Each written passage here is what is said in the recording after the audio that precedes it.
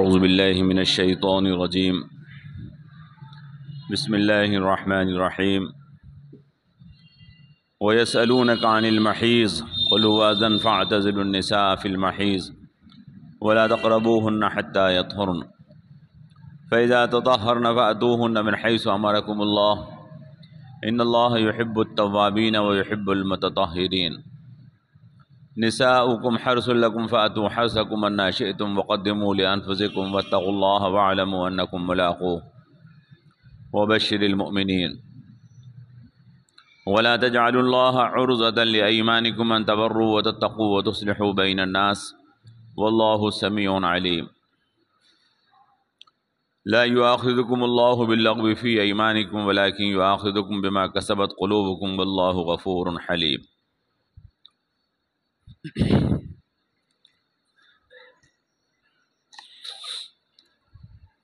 وَيَسْأَلُونَكَ عَنِ الْمَحِيضِ اور آپ سے حیض والی عورتوں کے بارے میں سوال کرتے ہیں۔ قُلْ هُوَ أَذًى آپ فرما دیجئے کہ وہ ایک تکلیف ہے۔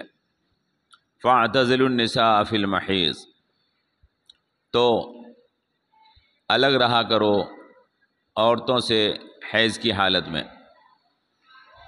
وَلَا تَقْرَبُوهُنَّ حَتَّى يَطْهُرْنَ اور ان کے قریب مت جانا جب تک وہ پاک نہ ہو جائیں۔ فَإِذَا تَطَهَّرْنَ فَأْتُوهُنَّ مِنْ حَيْثُ أَمَرَكُمُ اللَّهُ تو جب وہ پاک ہو جائیں تو تم ان کے پاس آؤ وہاں سے جہاں سے اللہ نے تم کو حکم دیا ہے۔ إِنَّ اللَّهَ يُحِبُّ التَّوَّابِينَ وَيُحِبُّ الْمُتَطَهِّرِينَ بے شک اللہ تبارک و تعالی توبہ کرنے والوں کو اور پاکی حاصل کرنے والوں کو پاکی پسند کرنے والوں کو پسند فرماتا ہے۔ نساؤکم حرث لکم تمہاری عورتیں تمہاری کھیتیاں ہیں۔ فاتوا حرثکم انا شئتم تو تم اپنی کھیتیوں پر آؤ جہاں سے چاہو۔ وقدموا لانفسکم اور اپنے آپ کو اپنے لیے آگے رکھو۔ واتقوا اللہ واعلموا انکم ملاقوہ اور اللہ سے ڈرو اور جانو کہ بے شک تم مجھ سے ملنے والے ہو۔ وبشر المؤمنین اور بشارت دے دیجئے آپ ایمان والوں کو۔ ولا تجعلوا اللہ عرضة لأیمانکم ان تبروا وتتقوا وتصلحوا بین الناس اور مت بناؤ روک اپنی قسم کو اس بات سے کہ تم کوئی نیکی کرو اور پرہیزگاری اختیار کرو اور بھلائی کرو لوگوں کے درمیان۔ واللہ سمیع علیم اور اللہ سننے والا جاننے والا ہے۔ لا یؤاخذکم اللہ باللغو فی ایمانکم اللہ تمہاری گرفت نہیں فرمائے گا تمہاری لغو قسموں کے بارے میں۔ ولکن یؤاخذکم بما کسبت قلوبکم لیکن اللہ تمہارا مواخذہ کرے گا ان قسموں کے بارے میں جن کو تمہارے دلوں نے قائم کیا ہے۔ واللہ غفور حلیم اور اللہ تبارک و تعالی معاف فرمانے والا بردبار ہے۔ سورہ بقرہ جب شروع ہوئی تھی تو میں نے آپ کو بتایا تھا کہ سورہ بقرہ مدینے میں نازل ہوئی ہے اور اس میں اللہ تعالی نے بہت سے احکامات کا بیان بھی کیا ہے۔ احکامات مختلف قسم کے اس صورت میں بیان کیے گئے ہیں۔ حضور اکرم صلی اللہ تعالی علیہ وسلم سے مدینے میں یہ پوچھا گیا تھا کہ حیض والی عورتوں کے سلسلے میں کیا حکم ہے۔ وَيَسْأَلُونَكَ عَنِ الْمَحِيضِ مدینے میں یہودی رہتے تھے اور یہودیوں کے مذہب میں حیض والی عورتوں کے قریب جانا ان کو چھونا ان کے ساتھ دسترخوان پہ بیٹھ کر کھانا کھانا یہ سب منع تھا۔ تو چونکہ وہ بھی ایک دین کے ماننے والے تھے یہودیت کے تو حضور اکرم صلی اللہ تعالی علیہ وسلم سے یہ سوال کیا جانا فطری بات تھی کہ اسلام اس سلسلے میں کیا حکم کرتا ہے کہ حیض والی عورتوں کے ساتھ کیا معاملہ رکھا جائے۔ تو اللہ تبارک و تعالی نے ان کے سوال کا جواب کیا، وَيَسْأَلُونَكَ عَنِ الْمَحِيضِ، آپ سے سوال کرتے ہیں حیض والی عورتوں کے بارے میں، آپ فرما دیجئے کہ قُلْ هُوَ أَذًى، کہ وہ اذى ہے۔ اذى کا لفظ عربی میں بیماری کے لیے بھی بولا جاتا ہے، اور اذى کا لفظ عربی کے اندر تکلیف کے معنی میں بھی بولا جاتا ہے، اور اذى کا لفظ عربی میں گندگی کے معنی میں بھی بولا جاتا ہے۔ تو یہاں پر اذى کا لفظ استعمال کیا گیا ہے، اس کا مطلب یہ ہے کہ اس لفظ کے اندر یہ تینوں ہی معنی ہیں۔ اگر کوئی ترجمہ اس کا یہ کہے کہ آپ کہہ دیجئے کہ وہ ایک تکلیف ہے تو بھی ٹھیک ہے ترجمہ، اور اگر کوئی اس کا ترجمہ یہ کرے کہ آپ کہہ دیجئے کہ وہ ایک بیماری ہے تو بھی ترجمہ ٹھیک ہے، اور اگر کوئی کہہ دے یہ ترجمہ اس کا یہ کرے کہ آپ کہہ دیجئے کہ وہ ایک گندگی ہے تو بھی ترجمہ ٹھیک۔ تینوں ہی معنی اس کے اندر ہیں۔ قُلْ هُوَ أَذًى، آپ کہہ دیجئے کہ وہ ایک تکلیف ہے۔ فَاعْتَزِلُوا النِّسَاءَ فِي الْمَحِيضِ، لہذا عورتوں سے الگ رہو حیض کے زمانے میں۔ چنانچہ جب عورت کو حیض کا زمانہ ہوتا ہے، ماہواری کا، جسے پیریڈ بھی کہتے ہیں لوگ، اس زمانے میں اس سے صحبت حرام ہے، اور اس سے صحبت حرام ہے اس لیے کہ اللہ تبارک و تعالی نے مسلمانوں کو پاکیزہ بنایا ہے۔ مسلمانوں کا مزاج گندگی کو پسند نہیں کرتا، پاکیزگی کو پسند کرتا ہے۔ اسلام کا مزاج گندگی کو پسند نہیں کرتا، پاکیزگی کو پسند کرتا ہے۔ ہم نماز پڑھنے کے لیے جاتے ہیں تو غسل اور وضو کر کے جاتے ہیں۔ بے غسل آدمی یا بے وضو آدمی نماز نہیں پڑھ سکتا، حرام ہے۔ ہماری عبادت بھی ہمیں پاکیزگی کا طریقہ بتاتی ہے اور ہمیں پاکیزہ رہنے کے بارے میں حکم کرتی ہے، اور ہمارے معاملات بھی ہمیں پاکیزہ بناتے ہیں اور گندگی اور تکلیف سے دور بچاتے ہیں۔ تو اللہ نے فرمایا کہ آپ کہہ دیجئے کہ وہ ایک تکلیف ہے، تو عورتوں سے حیض کے زمانے میں الگ رہو۔ عورت بھی اس زمانے میں تکلیف میں ہوتی ہے، جسمانی اعتبار سے بھی کمزور ہوتی ہے، اور اس کے چونکہ خون ضائع ہو رہا ہوتا ہے اور اس خون کے اندر بدبو بھی ہوتی ہے، لہذا وہ ایک طرح کی گندگی بھی ہے۔ تو فرمایا کہ ان سے الگ رہو، وَلَا تَقْرَبُوهُنَّ حَتَّى يَطْهُرْنَ، اور ان کے قریب مت جانا جب تک کہ وہ پاکی حاصل نہ کر لیں۔ پاک ہونے کے بعد اس سلسلے میں فقہائے کرام نے عورت کے لیے حیض کی مدت کم از کم 3 دن اور زیادہ سے زیادہ 10 دن رکھی ہے، کہ کم از کم حیض جب عورت کو آتا ہے، عورت کے بلوغ کی پہچان ہے اس کو حیض آنا، تو حیض اگر اس کو آتا ہے تو کم از کم 1 مہینے میں 3 دن آتا ہے، اور زیادہ سے زیادہ 10 دن آتا ہے۔ اس کے بعد اگر حیض آ رہا ہے تو وہ بیماری استحاضہ کہلاتی ہے۔ بعض عورتوں کو اس کے بعد بھی آتا رہتا ہے تو وہ استحاضہ کہتی ہے۔ حیض کے خون کے زمانے میں اس سے صحبت حرام ہے۔ استحاضے کا خون اگر کسی عورت کو آتا ہے 10 دن کے بعد بھی اگر آتا ہے تو پھر اس سے صحبت حرام نہیں ہے۔ تو فرمایا کہ وَلَا تَقْرَبُوهُنَّ حَتَّى يَطْهُرْنَ، ان کے قریب مت جانا۔ قریب مت جانے کا مطلب یہ نہیں ہے جیسا کہ ہمارے ہندوؤں میں بھی ہے اور یہودیوں میں بھی ہے اور بعض عیسائی گروپس میں بھی ہے کہ حیض والی عورت کے ساتھ نہ تو کھانا کھاتے ہیں نہ اس کو گھر میں گھسنے دیتے ہیں۔ بعض لوگوں کے ہاں تو یہ رواج ہے ہندوؤں میں کہ اس کو گھر میں بھی گھسنے نہیں دیتے ہیں بلکہ گھر سے باہر کر دیتے ہیں۔ تو تقربوہن کا مطلب یہ نہیں ہے، بلکہ تقربوہن ولا تقربوہن کا مطلب ہے کہ ان سے صحبت مت کرنا، چونکہ حدیثوں میں جناب رسول اکرم صلی اللہ تعالیٰ علیہ وسلم نے اس حکم پر جو عمل کر کے دکھایا ہے، ظاہر سی بات ہے کہ قرآن کریم کی تفسیر وہی ہوگی جو حضور کا عمل ہے۔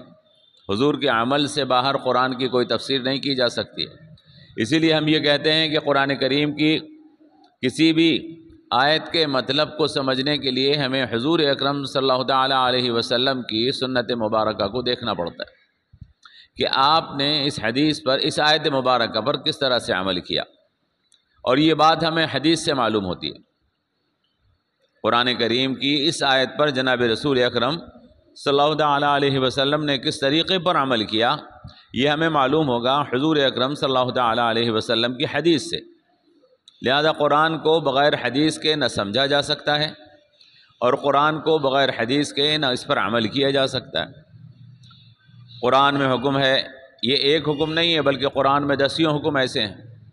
قرآن میں حکم ہے کہ نماز پڑھو، نماز قائم کرو، لیکن کیسے قائم کریں اس کی کوئی تفصیل قرآن کریم میں نہیں ہے۔ کس وقت کی کتنی رکعت پڑھی جائیں، کتنے سجدے کیے جائیں، کتنے رکوع کیے جائیں، تلاوت کب ہو، تسبیحات، ارکان نماز کے اندر کون کون سی کب کب پڑھی جائیں، اس کی کوئی تفصیل قرآن میں نہیں ہے۔ یہ بات ہمیں جناب رسول اکرم صلی اللہ تعالیٰ علیہ وسلم کی حدیث سے معلوم ہوتی ہے۔ تو بغیر حدیث کے نہ قرآن کو کوئی سمجھ سکتا ہے، اور بغیر حدیث کے نہ قرآن پر کوئی عمل کر سکتا ہے۔ تو اللہ کے رسول نے وَلَا تَقْرَبُوهُنَّ حَتَّى يَطْهُرْنَ اس آیت پر عمل کیسے کر کے دکھایا؟ اس آیت پر عمل حدیثوں میں اس کا تذکرہ موجود ہے۔ اللہ کے رسول کی ازواج مطہرات حضور کے ساتھ گھر میں رہتی تھیں، گھر کا کام کاج بھی کرتی تھیں، حضور اکرم صلی اللہ تعالیٰ علیہ وسلم کے ساتھ رہتی تھیں، اور سارے معمولات حسب معمول تھے، صرف صحبت کرنا ممنوع اور حرام تھا۔ تو یہی آیت پاک کا مطلب ہوگا۔ اس کا کوئی مطلب اگر اس کے الگ ہٹ کر نکالے گا تو وہ گمراہی کا سبب بن جائے گا۔ فرمایا وَلَا تَقْرَبُوهُنَّ حَتَّى يَطْهُرْنَ، ان کے قریب مت جانا جب تک وہ پاک نہ ہو جائیں۔ فَإِذَا تَطَهَّرْنَ، تو جب وہ پاکی حاصل کر لیں، فَأْتُوهُنَّ مِنْ حَيْثُ أَمَرَكُمُ اللَّهُ، تو تم آؤ وہاں سے جہاں اللہ نے حکم کیا ہے، یعنی حلال طریقے کے ساتھ۔ بعض لوگ جو خبیث طبیعت کے لوگ ہوتے ہیں، گندی طبیعت کے لوگ ہوتے ہیں، وہ عورتوں کے ساتھ وہ حرکت کرتے ہیں جو کہ حرام ہے۔ اللہ تبارک و تعالی نے عورتوں کے ساتھ صحبت کرنا اس لیے جائز کیا ہے تاکہ اس کے ذریعے سے اولاد ہمیں حاصل ہو۔ صحبت کرنا اس لیے جائز کیا ہے، نسل انسانی ہماری چلے، ہمارے بعد جب ہم دنیا سے رخصت ہو جائیں تو ہماری اولاد ہماری جگہ کے اوپر بیٹھ جائے، اور اس کام کو جس کو ہم کر رہے ہیں اس کے بعد جاری رکھا جا سکے، سلسلہ ہمارے بعد ختم نہ ہو جائے۔ اسی کو نسل انسانی کے سلسلہ جاری رکھنا کہتے ہیں۔ تو نسل انسانی کے سلسلے کو جاری رکھنے کے لیے چونکہ صحبت ضروری ہے، اس لیے اللہ تعالیٰ نے صحبت عورتوں کے ساتھ جائز کی ہوئی ہے۔ اب اگر کوئی آدمی اس مقصد کو بھول کر عورت کو محض شہوت پوری کرنے کا ذریعہ بنا رہا ہے تو وہ عورت کا استحصال کر رہا ہے، اس کی بے عزتی کر رہا ہے۔ جس مقصد کے لیے عورت کو پیدا کیا گیا ہے اس مقصد کے خلاف اس کو استعمال کر رہا ہے، جو کہ اسلام میں جائز نہیں ہوگا۔ تو اللہ کیا فرما رہے ہیں؟ فَإِذَا تَطَهَّرْنَ فَأْتُوهُنَّ مِنْ حَيْثُ أَمَرَكُمُ اللَّهُ، جب وہ پاکی حاصل کر لیں تو ان کے اوپر آؤ تم اس جگہ سے جہاں سے اللہ نے تمہیں حکم دیا ہے، یعنی جہاں سے اللہ نے تمہارے لیے اجازت رکھی ہے۔ ناجائز طریقے کے ساتھ عورتوں کے ساتھ شہوت کو پورا مت کرو، اس لیے کہ ان اللہ یحب التوابین، اللہ تبارک و تعالی توبہ کرنے والوں کو پسند فرماتا ہے، اور ویحب المتطہرین، اور پاکی حاصل کرنے والوں کو اللہ پسند فرماتا ہے۔ توبہ انسان کے دل کو پاک کرتی ہے۔ توبہ کے ذریعے سے انسان گناہوں سے اپنے باطن کو پاک کرتا ہے، اس کا باطن پاک ہوتا ہے، اور پانی اور ظاہری اسباب کے ذریعے سے انسان اپنے ظاہر کو پاک کرتا ہے۔ وضو اور غسل کے ذریعے سے انسان اپنے ظاہر کو پاک کرتا ہے، اور توبہ انسان کے باطن کو پاک کرتی ہے۔ اور اسلام نام ہے ظاہر اور باطن دونوں کو پاک کر لینے کا۔ انسان کا ظاہر بھی پاک ہو اور انسان کا باطن بھی پاک ہو تو اس کا نام ہے ایمان۔ اور اگر انسان کا ظاہر گندا ہو یا انسان کا باطن گندا ہو تو اس کا نام ہے کفر۔ اللہ تبارک و تعالیٰ کو ظاہری طور پر بھی پاکی پسند ہے اور باطنی طور پر بھی پاکی پسند ہے۔ تو اللہ فرما رہا ہے ان اللہ یحب التوابین، اللہ توبہ کرنے والوں کو جو اپنے اندرون کی گندگی کو پاک کرتے ہیں، اللہ سے توبہ کر کے معافی مانگ کر، اور ظاہری طور پر پاکی حاصل کرنے والوں کو جو غسل اور وضو کے ذریعے سے اور بھی دیگر اسباب ظاہری طور پر جو اسباب اختیار کیے جاتے ہیں ان کے ذریعے سے اپنے ظاہر کو پاک کرتے ہیں۔ ان اللہ یحب التوابین و یحب المتطہرین، یہاں پر اس جملے کے کہنے کا مقصد آپ سمجھ رہے ہیں، کیونکہ عورتوں کے ساتھ جو عموماً گناہ کیا جاتا ہے وہ چھپ کر ہی کیا جاتا ہے۔ اگر عورت کا استعمال ناجائز طریقے کے ساتھ کیا جا رہا ہے تو یہ ایک ایسا معاملہ ہے جو کہ نگاہوں سے پوشیدہ ہے، لہذا اللہ سے توبہ کر لی جائے خاموشی کے ساتھ۔ اور یہ ایسی گندگی ہے، دل کی گندگی اور ظاہری گندگی، لہذا اس سے پاکی حاصل کر لی جائے، کیونکہ آپ جانتے ہیں کہ گناہ کی شہرت بھی ممنوع ہے۔ اگر کسی سے کوئی گناہ سرزد ہو گیا ہے تو یہ نہیں ہے کہ اس کا اعلان کیا جائے، اس کی تشہیر کی جائے، بلکہ اگر ہم سے بھی گناہ سرزد ہو گیا ہے تو اس کو پوشیدہ رکھا جائے۔ حدیثیں اس چیز کے اوپر شاہد ہیں۔ اللہ کے رسول صلی اللہ تعالیٰ علیہ وسلم نے ارشاد فرمایا کہ اگر کوئی مسلمان کسی مسلمان کے کسی عیب کی پردہ پوشی کرتا ہے تو اللہ تبارک و تعالیٰ قیامت کے دن اس کے عیبوں کی پردہ پوشی فرمائے گا۔ تو جب ہم دوسروں کے عیبوں کی پردہ پوشی کرنے سے اجر و ثواب کے مستحق ہو جاتے ہیں تو اپنے عیبوں کی پردہ پوشی بھی اجر و ثواب کا سبب بنے گی۔ حدیث پاک میں آیا ہے، جناب رسول اکرم صلی اللہ تعالیٰ علیہ وسلم سے اس طرح کے واقعات اور بھی منقول ہیں، تو اللہ فرما رہا ہے ان اللہ یحب التوابین، بے شک اللہ تبارک و تعالیٰ توبہ کرنے والوں کو پسند فرماتا ہے اور پاکی حاصل کرنے والوں کو اللہ پسند فرماتا ہے۔ آگے فرمایا نساؤکم حرث لکم، تمہاری عورتیں تمہاری کھیتیاں ہیں۔ نساؤکم حرث لکم، کھیتی کیا چیز ہوتی ہے؟ کھیتی جس کو حرث کھیتی کو کہتے ہیں، جو کاشتکار لوگ ہیں وہ کھیت جوتتے ہیں، بوتے ہیں، ان کی دیکھ ریکھ کرتے ہیں، ان کی نگرانی کرتے ہیں، روز کھیت کے اوپر جاتے ہیں اور اپنی کھیتی کو دیکھ کر خوشی بھی حاصل کرتے ہیں۔ پھر اس کی فصل آتی ہے اور وہ فصل ہی کے لیے ساری محنت کرتے ہیں۔ کسانوں کی جتنی محنت ہوتی ہے وہ فصل کے حاصل کرنے ہی کے لیے ہوتی ہے۔ جب فصل حاصل ہو جاتی ہے تو انسان یہ کہتا ہے، کسان یہ کہتا ہے کہ میری محنتوں کا پھل مجھے حاصل ہو گیا۔ اللہ نے فرمایا تمہاری عورتیں تمہاری کھیتیاں ہیں۔ عورتوں سے جو کھیتی حاصل کی جاتی ہے وہ اولاد ہے۔ عورتوں کے ذریعے سے جو کھیتی حاصل کی جاتی ہے وہ ہماری اولاد ہے، ہماری نسل ہے۔ حالانکہ انسان جب کھیتی کرتا ہے تو کھیتی سے صرف یہی فائدہ حاصل نہیں ہوتا، کھیتی سے صرف یہی فائدہ حاصل نہیں ہوتا ہے کہ اس سے فصل اگا لی جائے، بلکہ اس کے علاوہ بھی بہت سے فوائد حاصل ہوتے ہیں۔ جب کسان روزانہ کھیتی کے اوپر اپنے کھیتی کی نگرانی کرنے کے لیے صبح سویرے پہنچتا ہے اپنے کھیت کو دیکھنے کے لیے، تو اسے تر و تازہ ہوا ملتی ہے، وہ اپنے کھیت کے اوپر ٹہلتا ہے، اس کی صحت کے لیے وہ صحت کا سبب بنتی ہے۔ اس کو اپنی کھیتی کو دیکھ کر لہلہاتی ہوئی اگتی ہوئی کھیتی کو دیکھ کر خوشی بھی حاصل ہوتی ہے۔ تو یہ بھی فوائد کھیتی کے ہیں۔ کھیتی کا فائدہ صرف یہ نہیں ہے کہ اس سے فصل مل جاتی ہے، بلکہ کھیتی کا فائدہ یہ بھی ہے کہ اس سے کسان کو خوشی حاصل ہوتی ہے، اسے صحت ہوتی ہے، اسے اچھی ہوائیں ملتی ہیں، اور بھی فوائد ہیں جو کھیتی سے حاصل ہوتے ہیں۔ اسی طرح سے اللہ تبارک و تعالیٰ نے عورتوں کو کھیتی سے تشبیہ دی اور فرمایا کہ کھیتی اور تمہاری عورتیں تمہاری کھیتیاں ہیں۔ عورتوں سے اولاد حاصل ہوتی ہے، اصل مقصد تو یہی ہے، لیکن اس کے علاوہ عورتوں سے اور بھی فوائد حاصل ہو جاتے ہیں۔ انسان اپنی بیوی کو دیکھ کر خوشی بھی حاصل کرتا ہے، اس کے لیے تسکین اور سکون کا ذریعہ بھی ہے۔ قرآن کریم میں اللہ نے اس چیز کو بیان فرمایا کہ تمہاری جو بیویاں تمہارے لیے سکون کا ذریعہ، اطمینان کا ذریعہ، اس سے انسان کا گھر بھی بنتا ہے۔ ایک گھر جس کو آپ مکان کہہ سکتے ہیں، مکان تو ہو سکتا ہے در و دیوار کا نام ہو، لیکن جس کو آپ گھر کہتے ہیں وہ اسی سے بنتا ہے۔ جب تک عورت نہ آ جائے انسان کا گھر نہیں بن پاتا ہے۔ تو اسی طرح سے جس طرح سے کھیتی سے علاوہ اس کی پیداوار کے اور بھی کئی فائدے ہیں، اسی طرح سے عورتوں سے علاوہ اولاد کے بھی کئی فائدے ہیں۔ تو اللہ تعالیٰ نے یہاں پر تشبیہ دی، نساؤکم حرث لکم، تمہاری عورتیں تمہاری کھیتیاں ہیں، فاتوا حرثکم انا شئتم، جس طرح سے تم اپنے کھیتی پر جس طرح چاہے آ سکتے ہو۔ کھیتی پر آنے کا تمہارا کوئی بھی مقصد ہو سکتا ہے، آپ کھیتی پر اس لیے بھی جا سکتے ہیں کہ بطور تفریح لاؤ اپنے کھیت پر اپنے باغ میں گھوم آئیں، آپ کو اجازت ہے، جا سکتے ہیں۔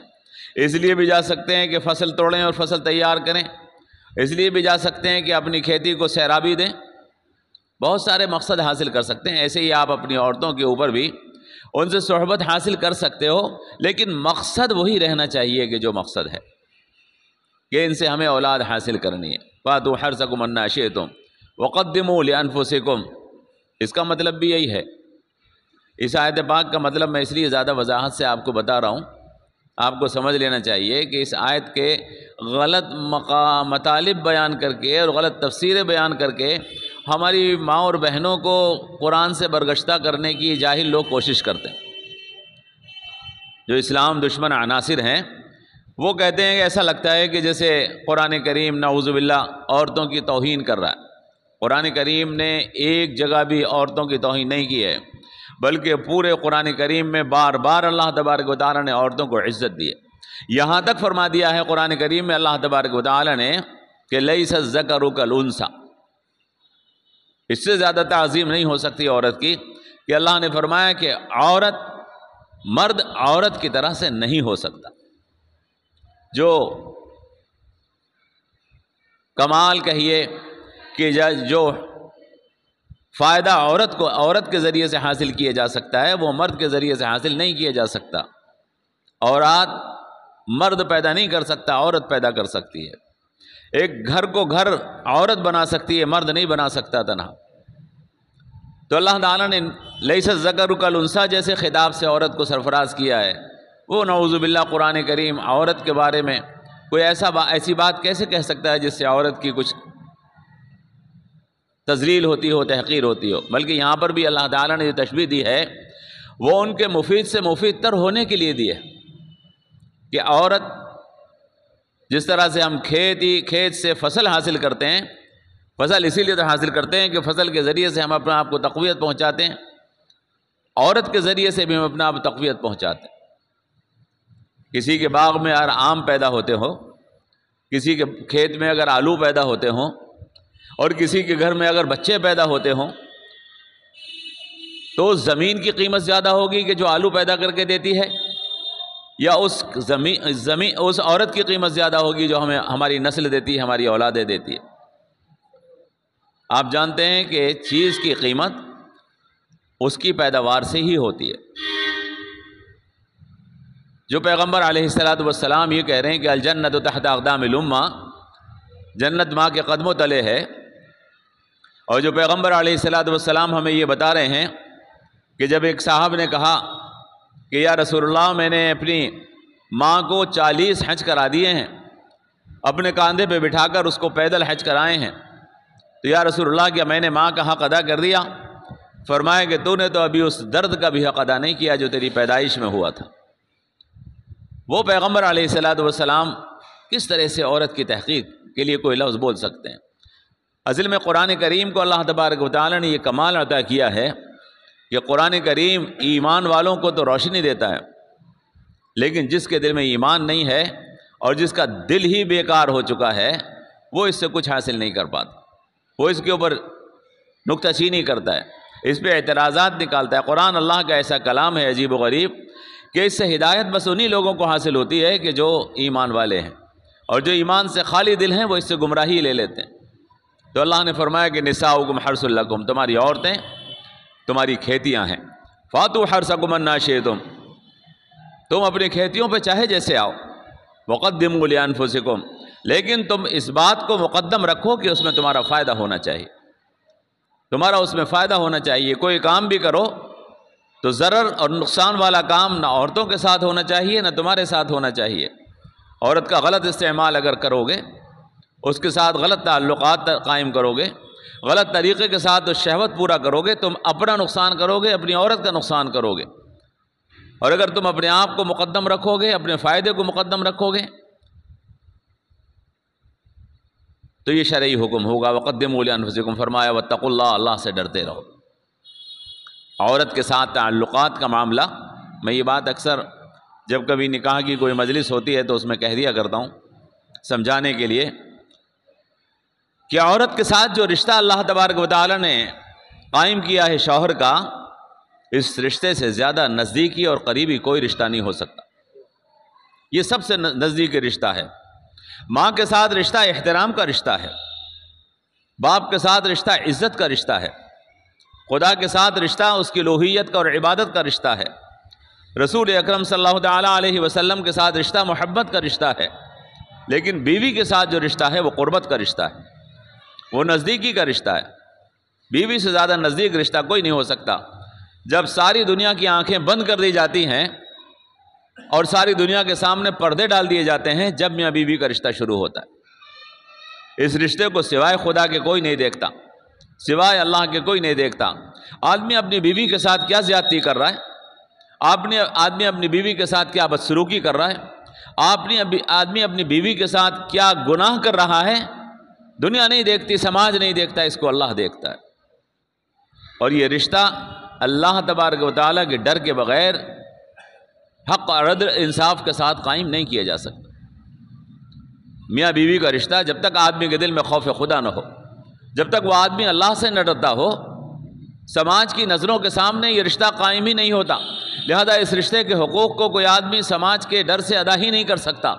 یہ رشتہ اللہ کے نام کی چھاؤں میں ہوتا ہے اور اللہ کی نظروں کے سامنے ہوتا ہے، لہذا یہ اللہ کے خوف کے ساتھ ہی صحیح قائم کیا جا سکتا ہے۔ جو آدمی اللہ سے صحیح ڈرتا ہے وہ اپنی بیوی کے صحیح حقوق ادا کر سکتا ہے، اور جس کے دل میں اللہ کا خوف اور ڈر نہیں، وہ اپنی بیوی کے حقوق بھی ادا نہیں کر پاتا۔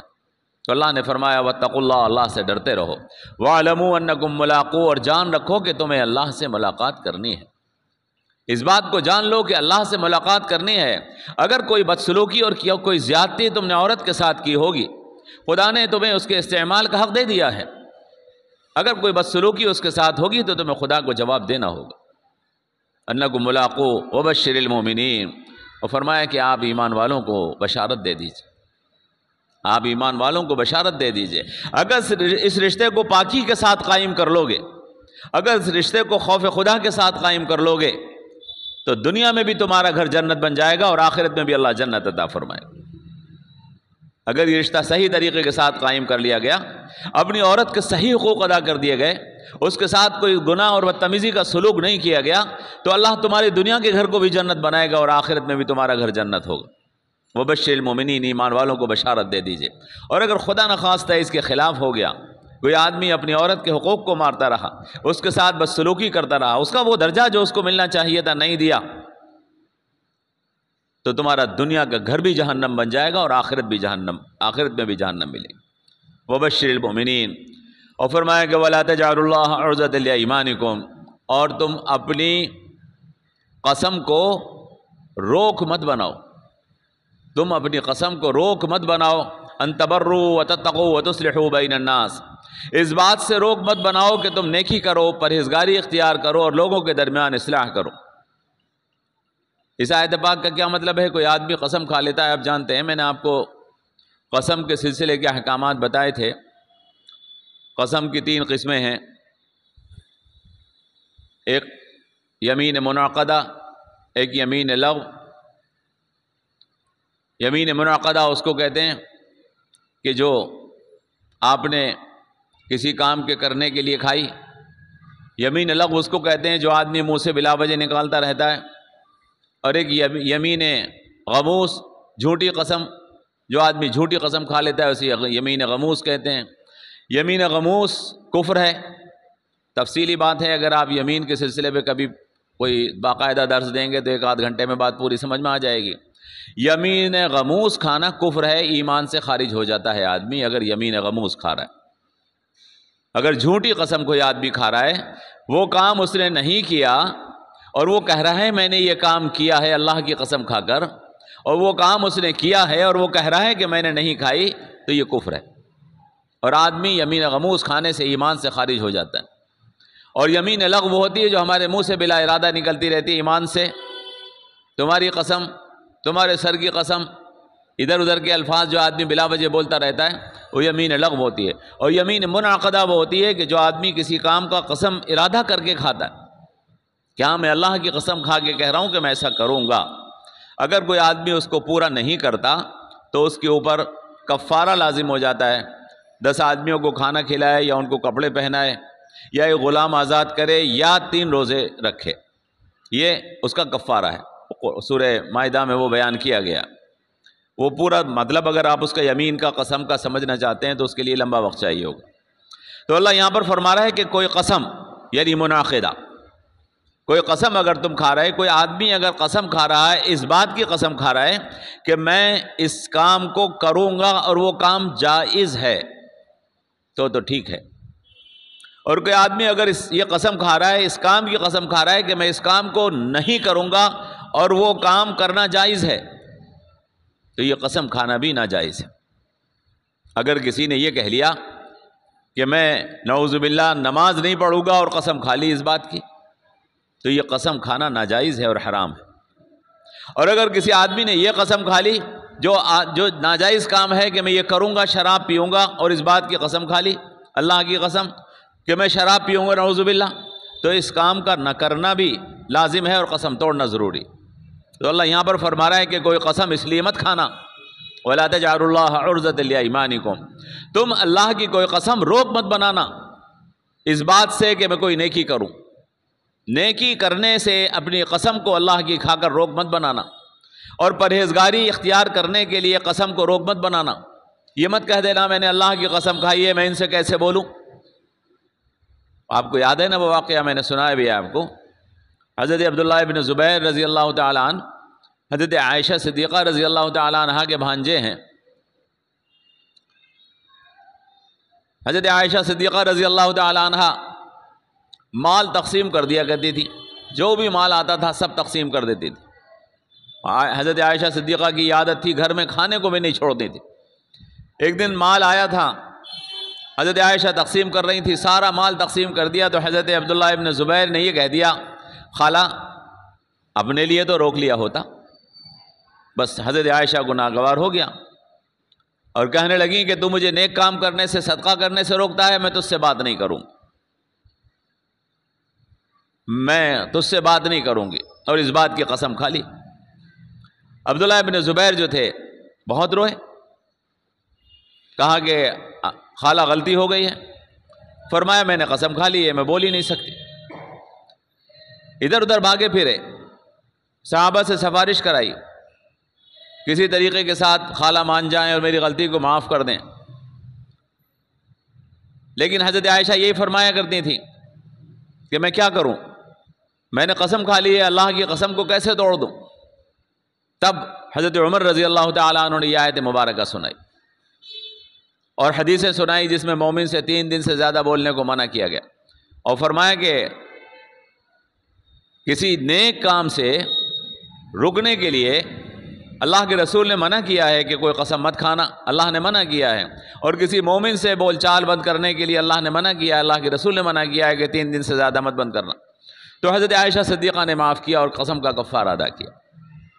تو کیا ہے، کوئی قسم اس لیے نہیں کھائی جائے گی، کوئی قسم اس لیے نہیں کھائی جائے گی۔ اس واقعے کے اندر ہمارے نوجوان جو اسلام کو اور دین کو جانتے ہیں، جاننا چاہتے ہیں، انہیں یہ بات سمجھنی چاہیے کہ رشتوں کا احترام دین کے اندر دیندار کتنا کرتے ہیں۔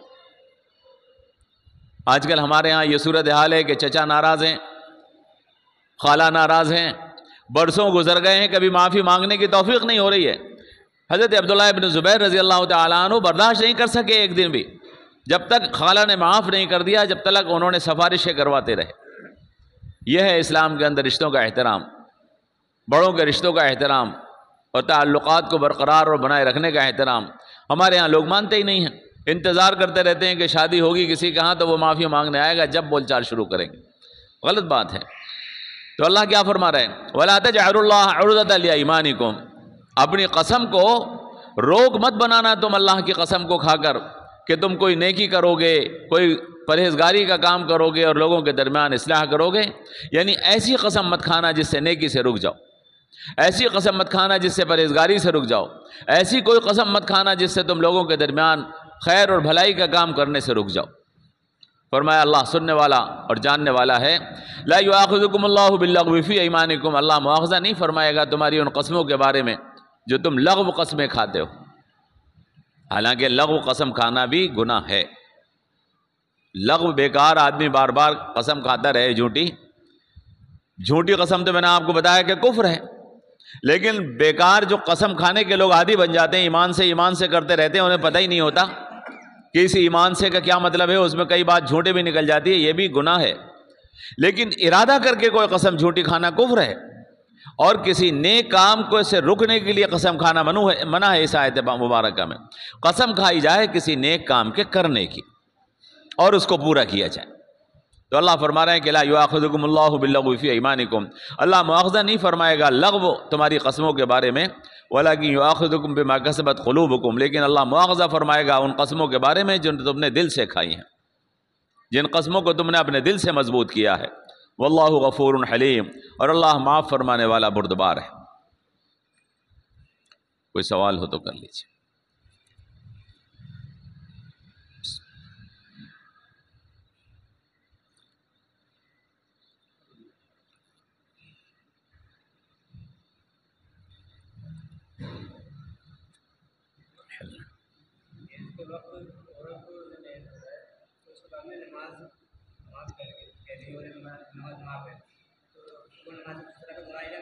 نہیں، روزے تو دہرائے جاتے ہیں، اور نمازیں جو حیض کے زمانے کی ہیں وہ نہیں دہرائی جاتی ہیں، وہ معاف ہیں ان سے، عورتوں سے۔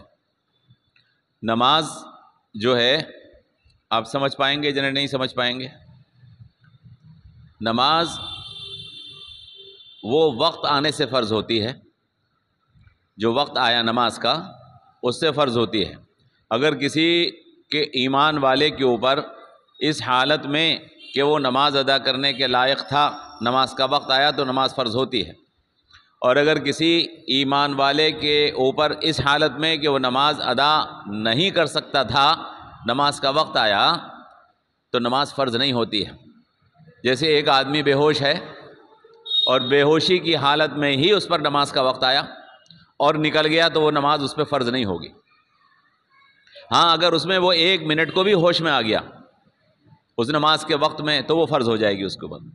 تو عورت کے اوپر حیض کی نماز اس لیے فرض نہیں ہوتی کہ وہ حیض کی حالت نماز فرض ادا کرنے کی حالت نہیں ہوتی، لہذا اس وقت میں کوئی وقت نماز کا اس کے اوپر آئے گا تو نماز فرض نہیں ہوگی۔ اور روزہ وہ فرض وقت سے نہیں ہوتا، وہ مہینے سے ہوتا ہے۔ شہر رمضان الذی انزل فیہ القرآن فمن شہد منکم الشہر فلیصم، روزہ رمضان مبارک کا جو فرض ہو جاتا ہے وہ رمضان کا چاند دکھتے ہی پورے مہینے کا روزہ فرض ہو جاتا ہے۔ لہذا روزوں کی قضا ہے، لیکن نماز کی قضا عورت کے اوپر جو حیض کی حالت میں آئے نہیں ہے۔ روزے حیض کی حالت میں آئیں گے تو ان کو رمضان کے بعد رکھا جائے۔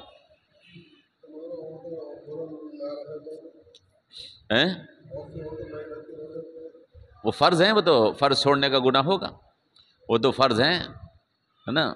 اللہ نے قرآن پاک میں فرما دیا ہے کہ جس کے روزے چھوٹ جائیں وہ اس گنتی کو بعد میں پورا کرے، تو فرض ہیں، بعد میں پورا کرنا پڑے گا، نہیں کر رہے ہیں تو فرض چھوٹ رہا ہے۔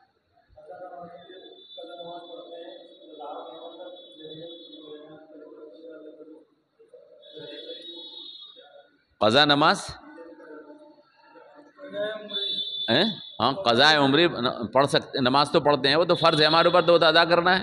قضا نماز کے لیے تو بہت سی حدیثیں ہیں، ہاں قضا نماز کے لیے تو بہت سی حدیثیں ہیں کہ اگر آپ کی کوئی نماز وقت پر ادا نہیں، حضور نے خود ایک نماز قضا کی، حدیث پاک میں آیا، اللہ کے رسول کی ایک نماز چھوٹ گئی تھی تو بعد میں آپ نے وقت گزرنے کے بعد اس کو ادا کی تھی، اور پھر آپ نے فرمایا تھا، وہ میں جنگ احزاب کے موقع کے اوپر حضور نے فرمایا تھا کافروں کا بہت زیادہ شور تھا، پوری حدیث سنی ہے میں نے آپ کو سنائی ہے کہ کافروں کا بہت زیادہ حملہ بولا جا رہا تھا، اللہ کے رسول کی عصر کی نماز چھوٹ گئی تھی، اور اللہ کے رسول نے فرمایا تھا اللہ ان لوگوں کی قبروں کو آگ سے بھر دے، انہوں نے ہماری نماز چھڑوا دی۔ ایک نماز اللہ کے رسول کی زندگی میں میدان جہاد کی وجہ سے، چونکہ ادھر سے بہت زور حملے کا چل رہا تھا تو آپ نہیں ادا کر سکے تھے، تو قضا نماز تو چھوٹ، بہت سی حدیثیں ہیں کہ قضا نماز جو آپ کی چھوٹ جائے، وقت پر ادا نہ ہو سکے، اسے وقت کے بعد ادا کریں۔ اس کے فقہائے کرام نے بہت سے طریقے لکھے ہیں، ایسے ادا کریں ایسے ادا کریں، بہت سو کی بہت سی نمازیں چھوٹ جاتی ہیں، تو اس کا طریقہ لکھے ہیں کہ ہر نماز کے ساتھ ایک نماز پڑھ لیں تو آسانی کے ساتھ ادا ہو جاتی ہے، تو وہ تو حدیث سے ثابت ہے۔ اور قرآن کریم میں ہے قضا نماز فَإِذَا قَضَيْتُمُ الصَّلَاةَ، جب نماز تم قضا کر رہے ہو، تو قرآن میں بھی ہے قضا کا لفظ۔ اللہم صلی علی محمد وعلی آل محمد کما صلیت علی ابراہیم